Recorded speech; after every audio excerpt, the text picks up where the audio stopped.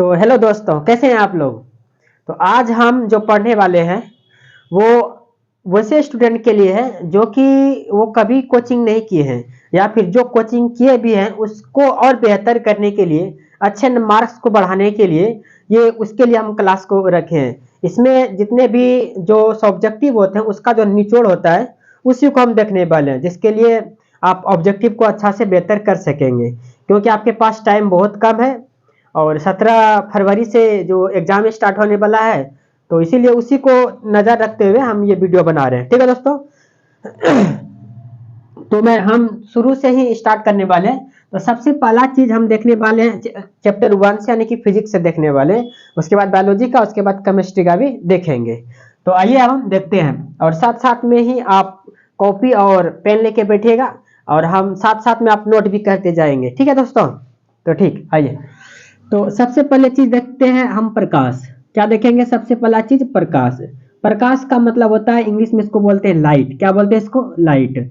तो यह प्रकाश पहला चैप्टर आपने जैसे आप लोग पढ़े होंगे तो देखे होंगे कि प्रकाश किसे कहते हैं, प्रकाश की प्रकृति क्या होती है। ठीक है, प्रकाश किस रेखा में गमन करती है, तो वो सब हम देखने वाले हैं। तो सबसे पहला चीज होता है कि प्रकाश, तो प्रकाश के अध्ययन को क्या कहते हैं? तो दोस्तों, तो प्रकाश के अध्ययन को ऑप्टिक्स कहते हैं। क्या कहते हैं? प्रकाश के, एकदम हम बहुत कम भाषा लिखने वाले हैं, ध्यान से सुनिएगा। बिना ध्यान से सुने आप नहीं लिख पाएंगे और नहीं पढ़ पाएंगे। तो प्रकाश के अध्ययन को तो प्रकाश के अध्ययन को ऑप्टिक्स कहते हैं। क्या कहते हैं? प्रकाश के अध्ययन को ऑप्टिक्स कहते हैं। ठीक है दोस्तों। उसके बाद हम देखने वाले हैं प्रकाश के बारे में कि प्रकाश क्या है। तो ध्यान रखिएगा, तो प्रकाश एक प्रकार की विद्युत चुंबकीय तरंग है जिसकी प्रकृति अनुप्रस्थ होती है। ठीक है, देख लेते हैं। तो प्रकाश एक प्रकार की विद्युत चुंबकीय तरंग है। विद्युत चुंबकीय तरंग है। ठीक है दोस्तों, ये ध्यान रखिएगा, ये सब के सब आपको ऑब्जेक्टिव में आने वाला है। तो प्रकाश एक प्रकार की विद्युत चुंबकीय तरंग है। अगर पूछेगा कि प्रकाश की प्रकृति कैसी होती है, तो प्रकाश की जो प्रकृति होती है वो अनुप्रस्थ होती है। कैसी होती है? अनुप्रस्थ होती है। अनुप्रस्थ होती है। फिर से बताएंगे, प्रकाश के अध्ययन को क्या कहते हैं? ऑप्टिक्स कहते हैं। प्रकाश एक प्रकार की विद्युत चुंबकीय तरंग है और प्रकाश की प्रकृति कैसी होती है? अनुप्रस्थ होती है। ठीक है दोस्तों। उसके बाद ध्यान रखिएगा, अगर ये क्वेश्चन अगर आएगा कि प्रकाश क्या है, तो ध्यान से एक बार परिभाषा बता देते हैं कि प्रकाश किसे कहते हैं। तो प्रकाश एक प्रकार की ऊर्जा है जिसकी सहायता से हम किसी वस्तु को देख पाते हैं। तो प्रकाश एक प्रकार की क्या है? ऊर्जा है, या फिर आप यूं कह सकते हैं कि प्रकाश ऊर्जा का एक रूप है। क्या दोस्तों? प्रकाश ऊर्जा का एक रूप है। ठीक है, और इसी प्रकाश एक प्रकार की क्या है? ऊर्जा है। ठीक है, देख लिए। तो ध्यान रखिएगा, जो प्रकाश जो आता है पृथ्वी पर कैसे होते हुए आती है, तो ध्यान रखिएगा। तो प्रकाश हमेशा, अब यहीं से पॉइंट करते जाइएगा, प्रकाश हमेशा प्रकाश हमेशा प्रकाश हमेशा सीधी रेखा में गमन करती है। प्रकाश हमेशा सीधी रेखा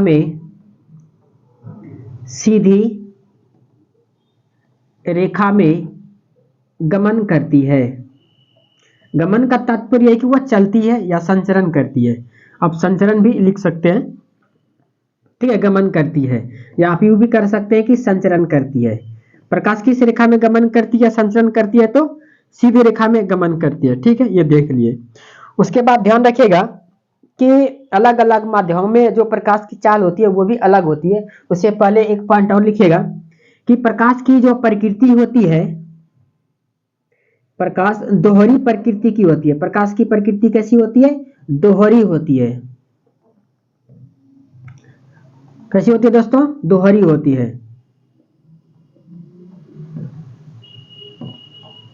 प्रकाश की प्रकृति दोहरी होती है, और वो दोहरी किस रूप में होता है? तो वो दोहरी होता है एक कण के रूप में,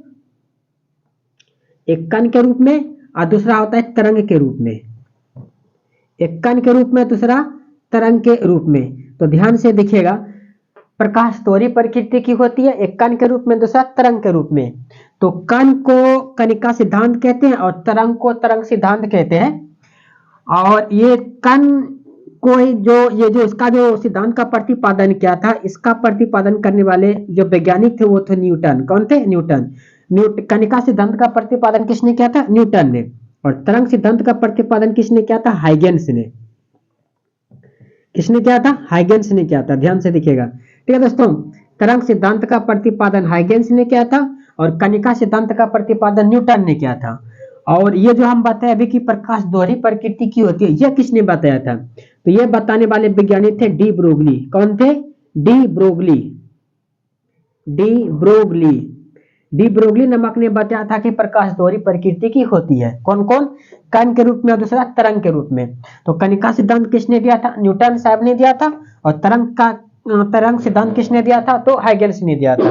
ठीक है। उसके बाद ध्यान से देखिएगा कि प्रकाश ये जो प्रकाश है, ये प्रकाश छोटे छोटे बंडल या कणों से मिलकर बना होता है। प्रकाश छोटे छोटे बंडल या कणों से मिलकर बना होता है, जिसे फोटोन कहते हैं। तो ध्यान से देखिएगा, एक वैज्ञानिक थे आइंस्टीन। कौन थे? आइंस्टीन थे।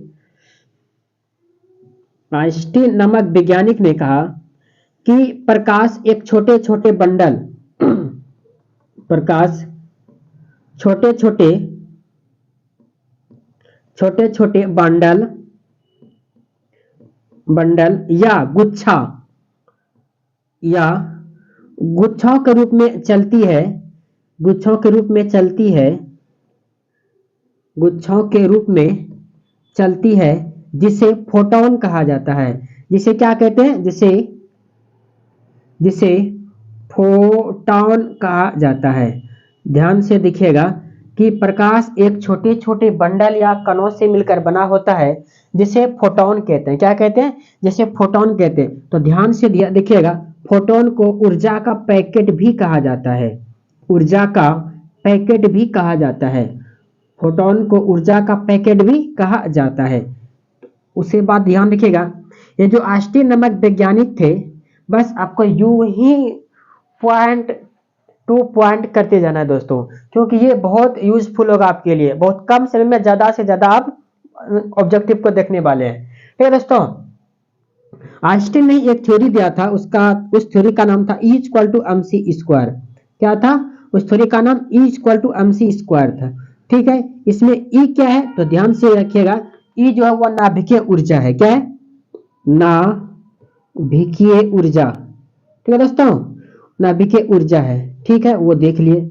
उसके बाद M क्या है? तो M द्रव्यमान है। क्या है? M द्रव्यमान है। किसी भी नाभिक का क्या है? द्रव्यमान है।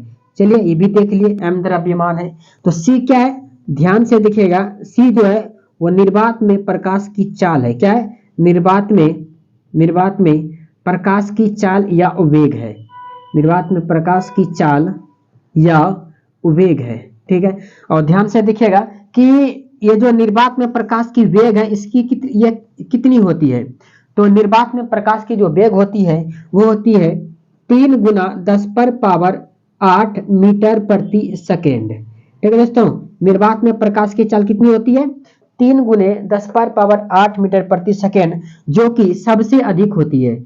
किस माध्यम में प्रकाश की चाल सबसे अधिक होती है? ध्यान से रखिएगा, निर्वात में प्रकाश की चाल सबसे अधिक होती है। क्या होती है? सबसे अधिक होती है।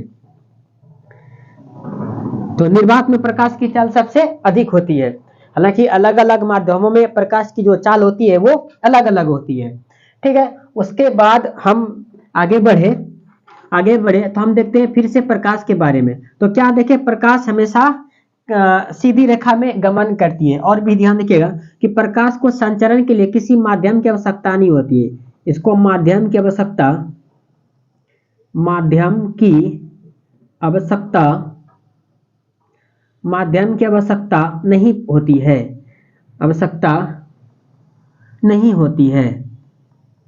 नहीं होती है। ठीक है। ये भी देख लिए कि प्रकाश को चलने के लिए किसी माध्यम की आवश्यकता होती है या फिर नहीं होती है? तो नहीं होती है। ठीक है। उसके बाद ध्यान रखिएगा कि अलग अलग माध्यमों में जो प्रकाश की चाल होती है वो अलग अलग होती है। जैसे कि हम देख ले, तो मान ले कि हम देख लेते हैं जैसे कि निर्वात में प्रकाश की चाल कितनी होती है। तो एक बात इससे पहले ये देख लीजिएगा कि यहाँ हम लिख रहे हैं अलग अलग माध्यमों में जो प्रकाश की चाल होती है वो अलग अलग होती है। यहाँ लिख देते हैं भिन्न भिन्न भिन्न भिन्न माध्यमों में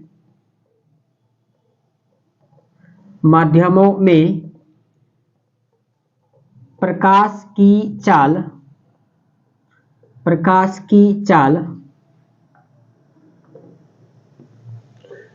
या वेग भिन्न भिन्न होती है। ठीक है दोस्तों, तो क्या देखें अलग अलग माध्यमों में प्रकाश की चाल क्या होती है, अलग अलग होती है। तो अगर यहाँ पूछना होगा कि ये बताइएगा कि प्रकाश की चाल सबसे अधिक किस में होती है, अब जस्ट देखें तो निर्वात में होती है। तो अगर हम स्पीड ऑफ लाइट की देखें, प्रकाश की चाल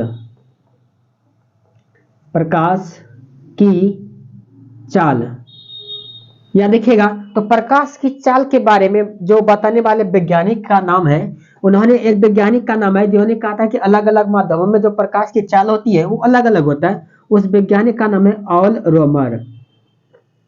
कौन? ऑल रोमर। वैज्ञानिक का नाम है ऑल रोमर। तो ऑल रोमर नामक वैज्ञानिक ने यह बताया कि किसी अति प्रकाश की जो चाल होती है वो अलग अलग माध्यमों में अलग अलग होती है। चलिए ये भी देख लिए, ये भी आपका ऑब्जेक्टिव में पूछा गया दोस्तों। ठीक है, तो सबसे पहले देखते हैं कि निर्वात में किस माध्यम में प्रकाश की चाल अधिक होती है। तो ध्यान दीजिएगा कि निर्वात में जो प्रकाश की चाल होती है वो सबसे अधिक होती है। किस में होती है? निर्वात में। उसके बाद होती है तरल में। किस में होती है? तरल में होती है। उसके बाद किस में होती है? ठोस में होती है। किस में होती है? ठोस में होती है। अब ये डिपेंड करेगा कि तरल में क्या है और ठोस में कि कौन सा वस्तु दिया गया है और किसमें प्रकाश की चाल, उसी के तरल के आधार पर ही उसकी चाल निर्धारित होती है और ठोस के आधार पर ही उसकी चाल निर्धारित होती है। याद रखिएगा ध्वनि और प्रकाश एक दूसरे के उल्टे होते हैं। ध्वनि की चाल सबसे अधिक ठोस में होती है, उससे कम तरल में होती है, उससे कम सबसे कम निर्वात में होती है। लेकिन हम बात करें प्रकाश की, किसकी बात करें? प्रकाश की। तो निर्वात में प्रकाश की चाल सबसे अधिक होती है। जैसे कि अभी देख लिए थे हम निर्वात में, तो निर्वात में प्रकाश की चाल कितनी देखे थे? 3 × 10⁸ मीटर प्रति सेकेंड। उसके बाद देख लेते हैं पानी में कि पानी में प्रकाश की चाल कितनी होती है, या आप ये भी कह सकते हैं जल। तो जल में प्रकाश की चाल कितनी होती है? तो ये होता है 2.25 × 10⁸ मीटर पर सेकेंड। चलिए ठीक है, ये भी देख लिए। अगला जो पदार्थ आने वाला वो है कांच, या हम लोग जिसको शीशा कहते हैं, शीशा। तो शीशा में जो प्रकाश की चाल है वो 2 × 10⁸ मीटर प्रति सेकेंड होता है। ठीक है, उसके बाद बताइएगा निर्वात हो गया, पानी हो गया और कांच हो गया। उसके बाद बताइएगा नाइलोन प्लस में रॉक सॉल्ट। तो नायलॉन प्लस रॉक सॉल्ट दोनों में जो प्रकाश की चाल होती है, इधर जगह नहीं होने की वजह से हम नीचे लिख रहे हैं, वो होता है 1.96 × 10⁸ मीटर प्रति सेकेंड। ठीक है दोस्तों, उसके बाद उसी तरह से एक और भी है, जैसे कि तारपीन तेल है। तो तारपीन तेल में जो प्रकाश की चाल होती है वो होती है 2.04 × 10⁸ मीटर प्रति सेकेंड। तो इसका बहुत तरह का होता है, लेकिन आपके लिए ज़्यादा जो इम्पोर्टेंट होने वाला है वो है सिर्फ निर्वात में प्रकाश की चाल और पानी में प्रकाश की चाल और कांच में प्रकाश की चाल। ये तीनों याद रखना बहुत बेहद जरूरी है। ठीक है दोस्तों, उसके बाद ध्यान से रखिएगा, कभी कभी ये पूछ लेता है, जैसे कि मान लिया कि ये मेरा सन है, ये क्या है? ये मेरा सन है और ये मेरा अर्थ है। ठीक है, ये मेरा अर्थ है। ये सन और अर्थ तक जो प्रकाश को आने में जो समय लगता है वो कितना लगता है? तो ध्यान से देखिएगा, तो सूर्य से पृथ्वी तक प्रकाश को आने में जो समय लगता है वो लगता है 8 मिनट 20 सेकेंड। ठीक है दोस्तों, सूर्य से पृथ्वी तक प्रकाश को आने में कितना समय लगता है? 8 मिनट 20 सेकेंड का समय लगता है।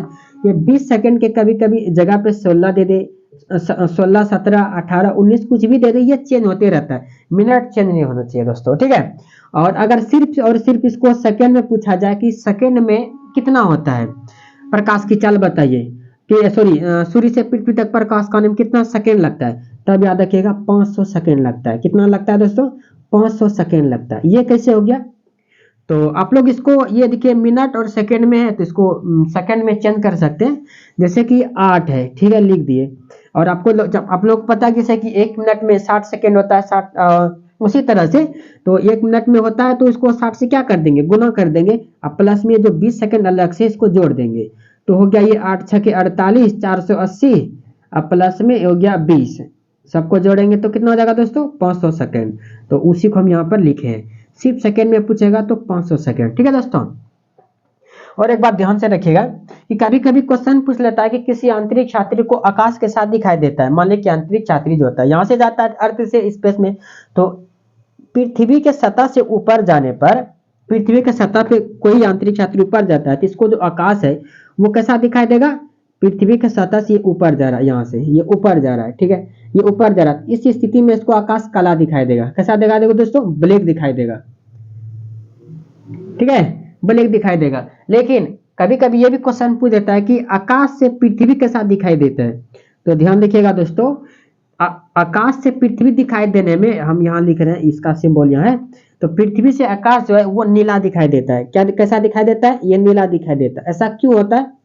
तो हम लोग जानते हैं कि पूरे पृथ्वी का 71% सिर्फ और सिर्फ जल है और वो प्रकाश के अपवर्तन के कारण ये नीले दिखाई देते हैं, जिसके वजह से ये जो पृथ्वी को जब ऊपर से देखा जाता है तो ये नीला दिखाई देता है और इसीलिए पृथ्वी को नीले ग्रह की श्रेणी में रखा गया है।